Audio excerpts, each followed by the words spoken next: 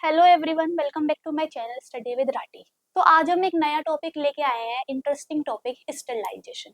Sterilization क्या होता है, कितने टाइप का स्टरलाइजेशन होता है और हमारी डेली लाइफ में स्टरलाइजेशन के क्या यूजेस हैं। स्टरलाइजेशन एक ऐसा प्रोसेस है जो लेबोरेटरीज में, इंडस्ट्रीज में डेली यूज होता है। तो यही हम देखेंगे क्या होता है।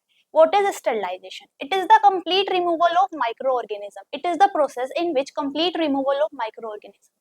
इसमें क्या होता है, जो माइक्रो ऑर्गेनिजम्स होते हैं हमारे, जैसे बैक्टीरिया, फंगई, वायरसेस, इन सब का क्या होता है, कंप्लीट रिमूवल हो जाता है। एक्सट्रीम क्लीनलीनेस होती है किसकी, इक्विपमेंट की। तो इसमें क्या होगा, कंप्लीट रिमूवल हो जाएगा किसका, माइक्रो ऑर्गेनिज्म का। स्टरलाइजेशन में क्या होता है, अब हमें क्लीनिंग करनी है, जैसे वो तो हम डिसइंफेक्शन के थ्रू भी कर सकते हैं, एक प्रोसेस ये भी होता है, उसमें भी क्या होता है, उसमें भी क्लीनिंग ही होती है। पर लेकिन क्या होता है, स्टरलाइजेशन में जो स्पोर स्टेट होती है वो भी किल हो जाती है। In this process spore states are also kill, तो इसलिए हम इसको ज्यादा प्रेफर करते हैं। इसमें क्या होती है, एक्सट्रीम क्लीनिंग हो जाती है, यानी कि डीपली जो है हमारी क्लीनिंग हो जाती है। इसमें जो छोटे छोटे जर्म्स होते हैं उनको भी मतलब हमें हटाने में या रिमूव करने में हमें मदद मिलती है। जैसे जो हमारे छोटे छोटे जर्म्स हैं वो हमारे इन्फेक्शन कोज करते हैं। जो भी ऐसे जर्म्स होंगे जो हमारे इन्फेक्शन कोज करेंगे तो उसको भी हमें हटाने में मदद मिलेगी, किसके थ्रू, स्टरलाइजेशन के थ्रू। पर्पस क्या है स्टरलाइजेशन का, purpose of sterilisation to make complete destruction of micro organism to sterilise equipment.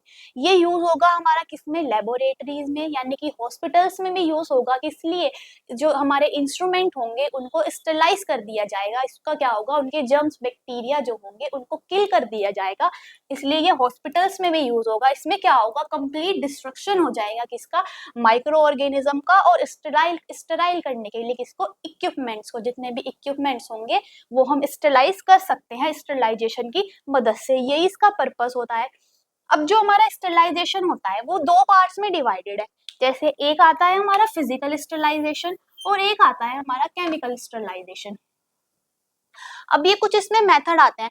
Physical में क्या मेथड आएंगे हमारे, फिजिकल में ये तीन मेथड आएंगे, जैसे heat sterilisation, dry heat sterilisation और रेडिएशन। इसमें हम हीट के थ्रू कैसे, मतलब हम एक्सेसिव टेम्परेचर पे, हाई टेम्परेचर पे हीट के थ्रू क्या कर सकते हैं, स्टरलाइज कर सकते हैं।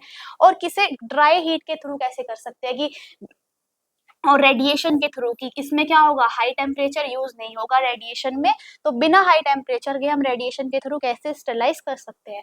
केमिकल में आते हैं हमारे दो, जैसे हमारा गैस हो गया, लिक्विड हो गया।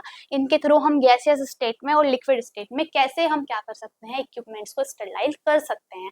तो चलिए यही हम देखते हैं। पहले देखते हैं फिजिकल मेथड, इसमें आएंगे हमारे तीन, हीट, ड्राई और रेडिएशन। तो पहला देखते हैं हीट स्टरलाइजेशन। अगर हमारा हीट स्टरलाइजेशन और ड्राई हीट और रेडिएशन, तो एक एक करके पहला आता है हमारा हीट स्टरलाइजेशन।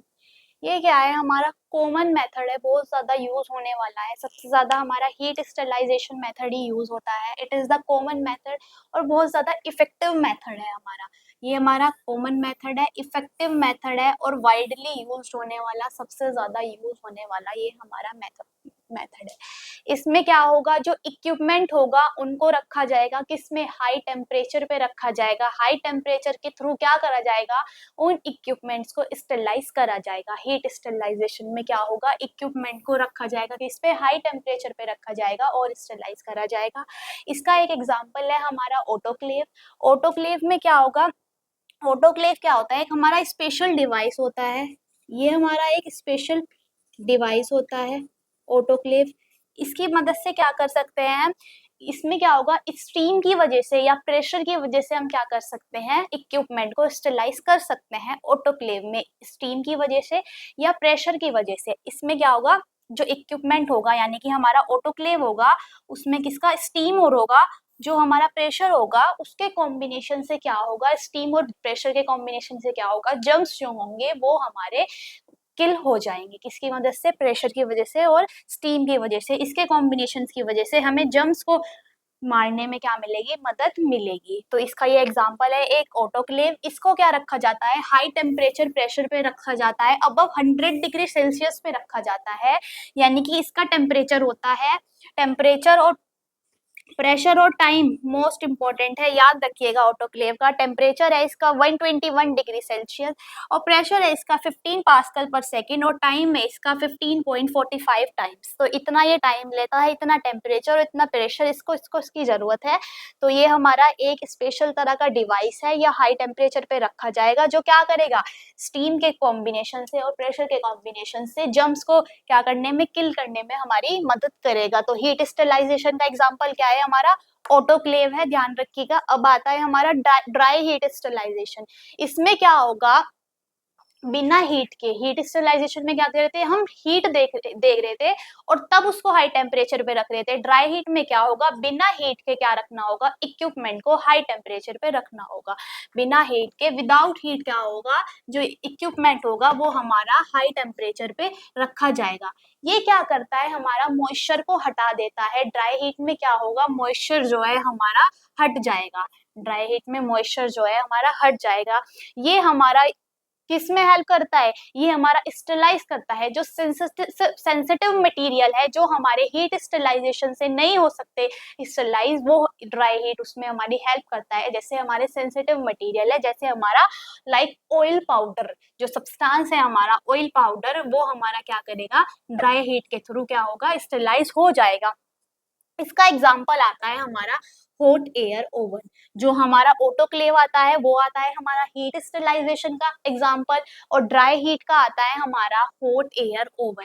इसमें क्या होगा, बिना स्टीम के इक्विपमेंट को रखा जाएगा हाई टेम्परेचर पर। बिना स्टीम के जो है इक्विपमेंट को रखा जाएगा हाई टेम्परेचर पर।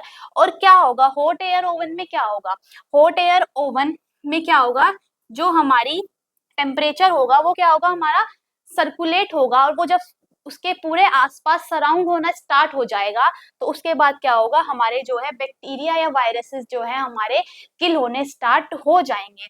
हॉट एयर ओवन में वो क्या होना स्टार्ट हो जाएगा, वो सर्कुलेट होगा। जब सराउंड होना स्टार्ट हो जाएगा तो वो क्या कर देगा, हमारे वायरसेस या बैक्टीरिया को किल कर देगा। ये मेथड हमारा इंडस्ट्रीज में और लेबोरेटरीज में काफी ज्यादा यूज होता है।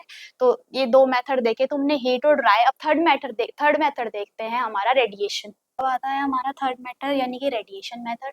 इसमें क्या होगा, हम रेडिएशन के थ्रू क्या कर सकेंगे, इक्विपमेंट्स को स्टरलाइज कर सकेंगे।